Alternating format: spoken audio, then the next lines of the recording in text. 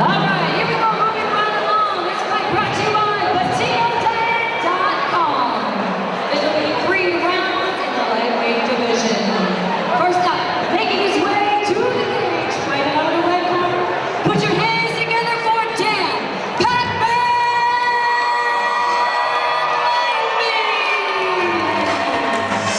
All right, fight fans, his return from a long hiatus. One of my favorite fighters from back in the day, Dan Langbeen, 38 years old, 5 foot 10 inches tall, weighed in at 157 pounds, coming to us out of Macomb, Michigan, fighting Michigan top shelf fight team. 11-6 as an amateur, 4-4 as a pro.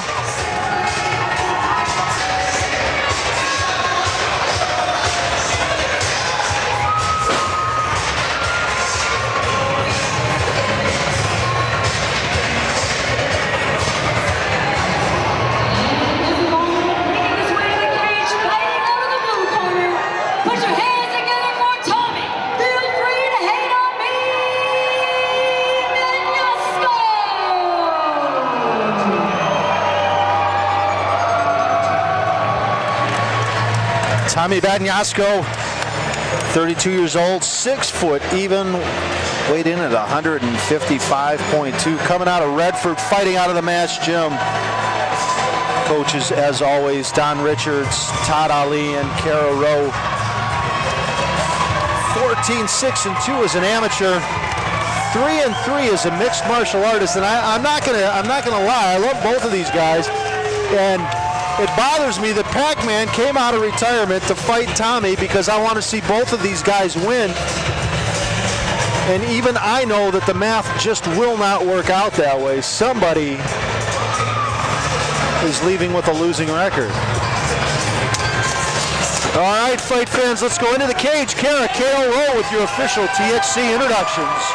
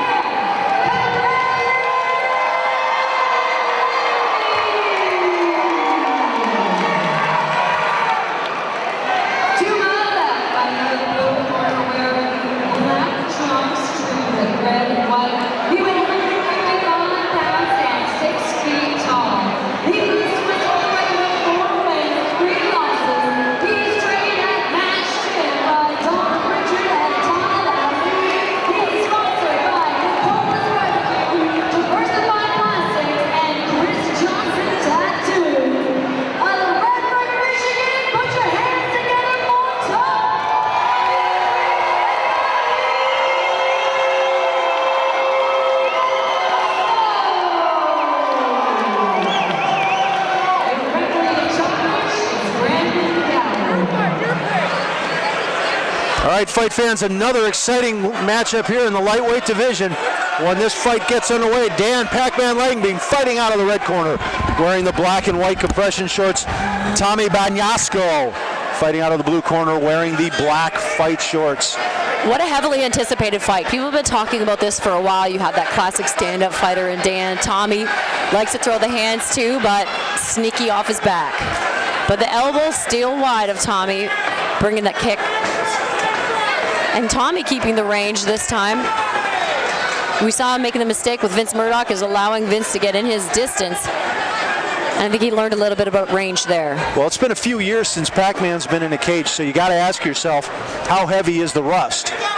Yeah, and you just never know. When you have such an extensive background, if you train right, you have the right sparring partners, you could really minimize the damage of that rust.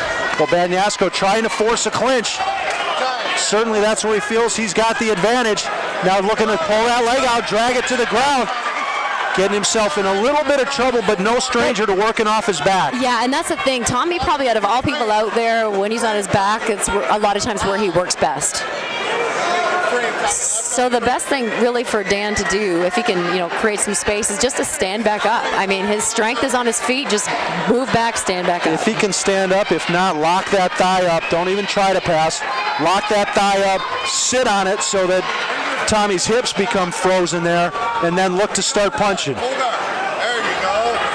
And especially when Tommy's in his own corner with Don Richard coaching him. I mean, see, now Dan big, huge jump kick. People don't anticipate getting hit with those. You're aware of them, but you just don't think they're really going to land. And I think this might have rocked Dan a little bit. And this is what he should have done in the first place before that up kick, is just taking that step back. And then when he got kicked, he's got that fight response to fight or flight, and so when he got kicked, he just came forward again and got kicked again. Well, Tommy, the strange thing, he'll train as a southpaw, but standing orthodox to throw his hands, and he's winding that right hand up too much, telegraphing it.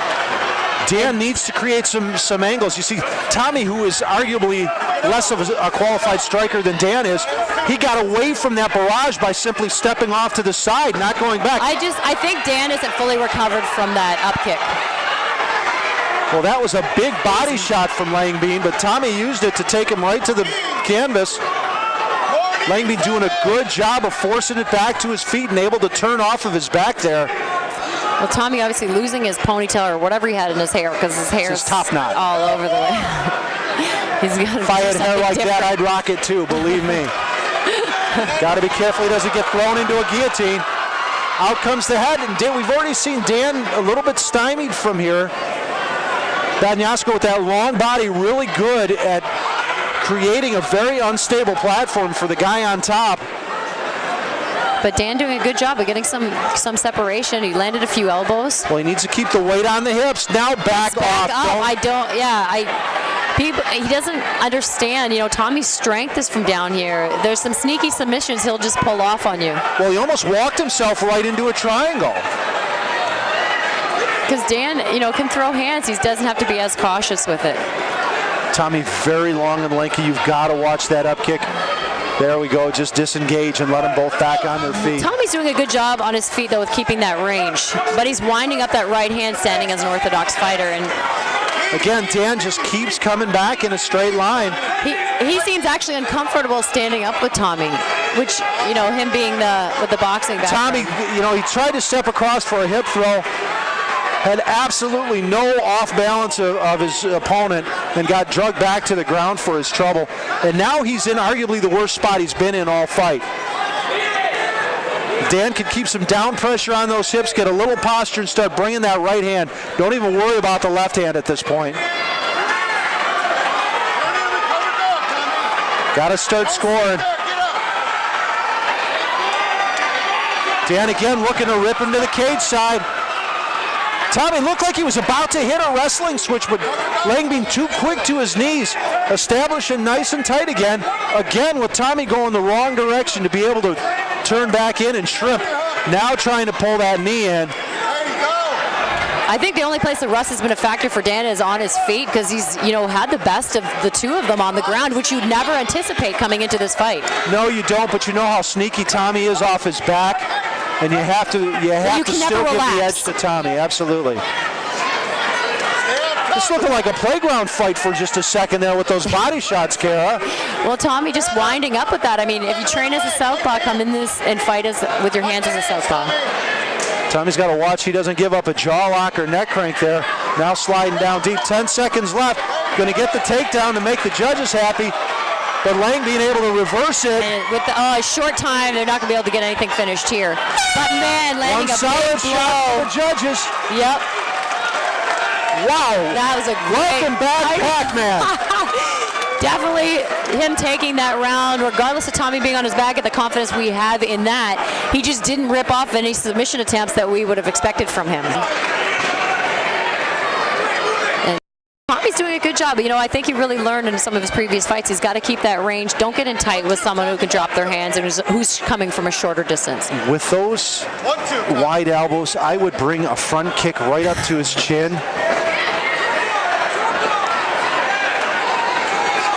Tommy's just got to watch where he winds up those shots with his right hand.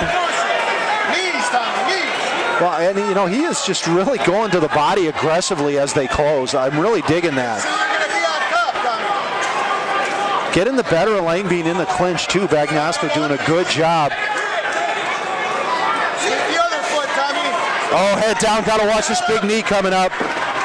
I'll tell you what, I think he wisely bailed out there. I think he thought he was gonna wind up eating the end of that knee.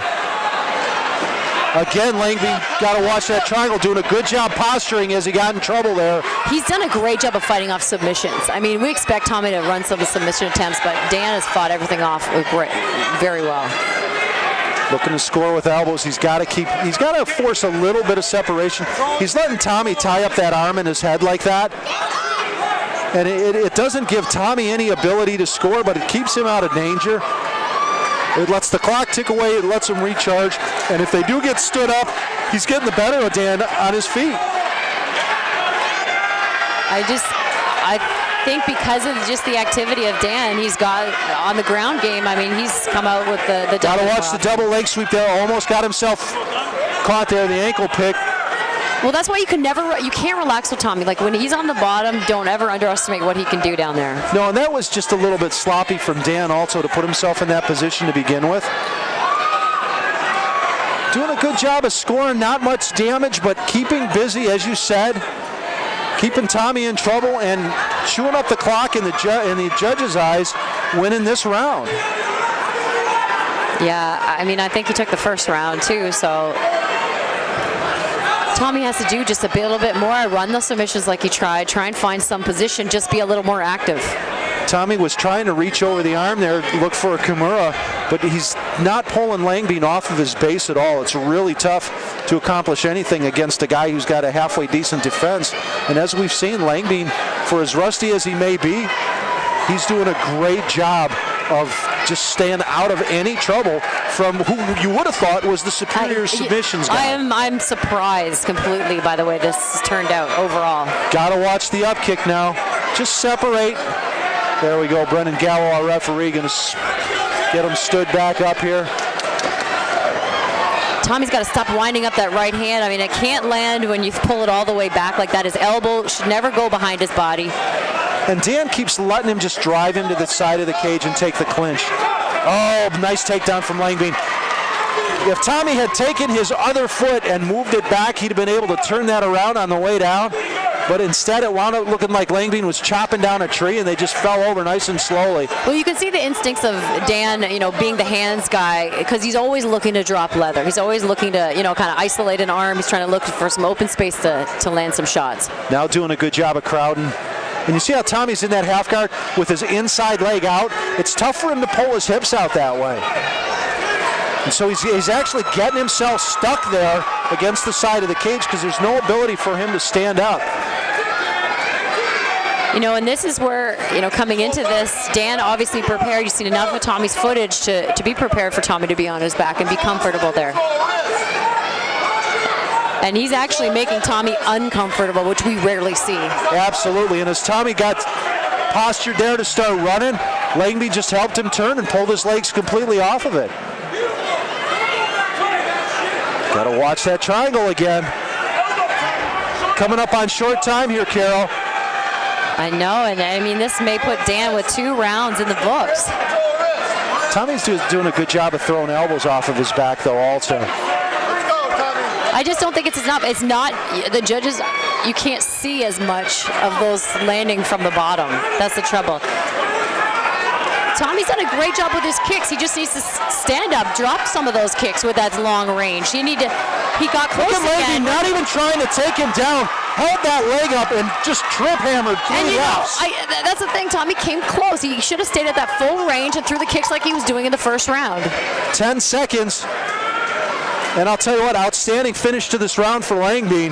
What these judges are going to go to their scorecards remembering is Langbeen just playground beating Tommy Bagnasco up on his feet there. And just power driving him back down to the ground. I mean, not where you even expect Dan to take it, but he just definitely feels comfortable, feels like he can overmatch Tommy on the ground. Do you think those rounds that either fighter distinguished themselves, that they could say comfortably, yeah, I've won those rounds? I would never go into a third round thinking that, but I think Dan took those rounds. I don't think we've seen the Tommy that we typically see running submissions. You know, we usually see Tommy wrapping his legs around guys' heads and arms and chests, like just submission attempt after submission attempt. We haven't seen that. That's where the rust, we're seeing the rust with those some of those punches we've seen.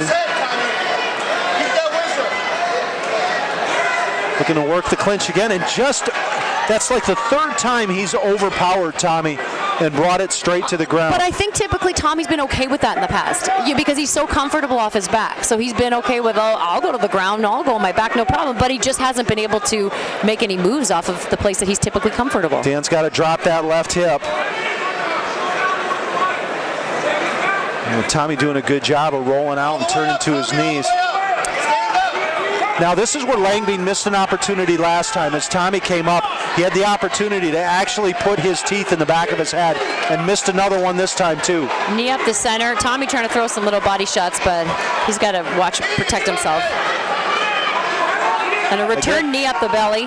In transition, Langbeen with some big shots and scores.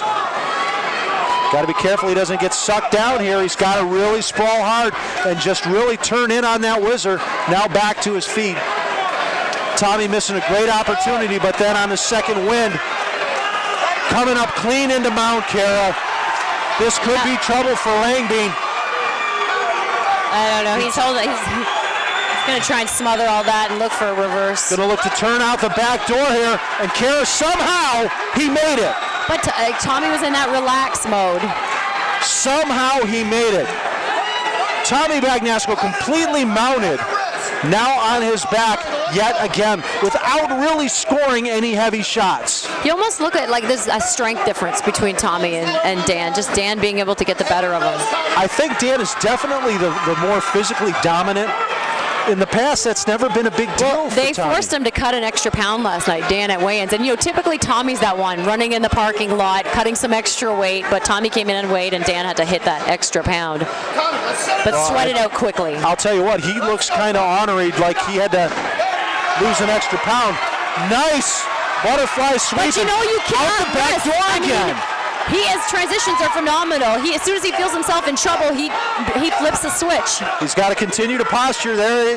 Nice, cleanly shutting down that triangle attempt. That's twice we've seen Tommy mounted and unable to score.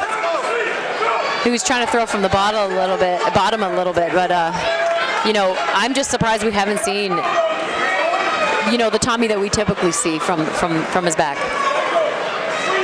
Langbeen needs to crowd him a little bit tighter on the side of that cage, bring those knees up a little tighter, and then he can posture, make Tommy carry a little bit of weight, and start bringing some heavy leather to finish this third round. I mean, what an exciting fight. Yeah. What a great return for Dan Pac-Man Langbeen.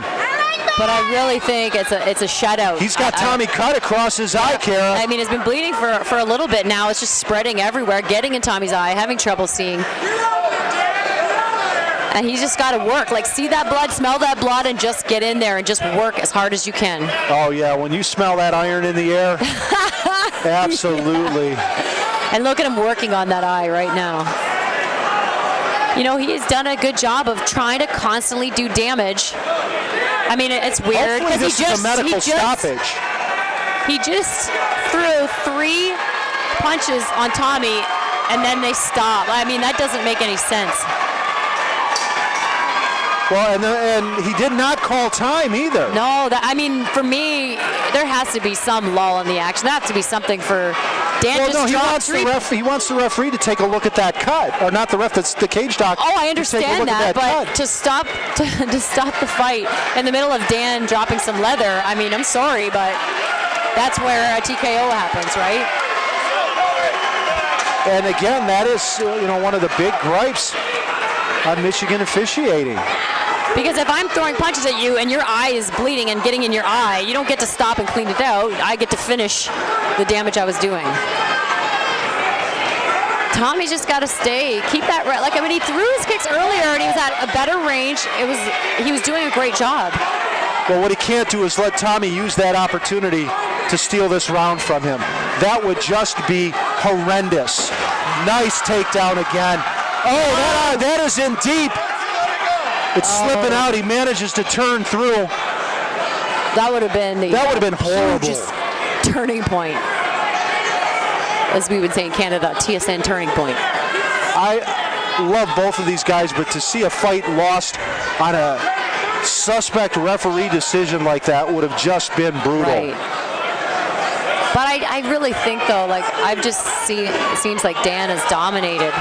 I just don't think we've seen the Tommy that we've seen in the past. 10 seconds. Dan needs to add a few more heavy shots for these judges. And this is where you got to keep your hands up, be well aware, because anything can happen. We've seen fights stopped, at 4 minutes and 59 seconds. Last or somebody week gets at knocked out. TWC, 10-second bell sounds. Daquan Townsend, Dominic, Yes, I saw it. and night goes Dominic.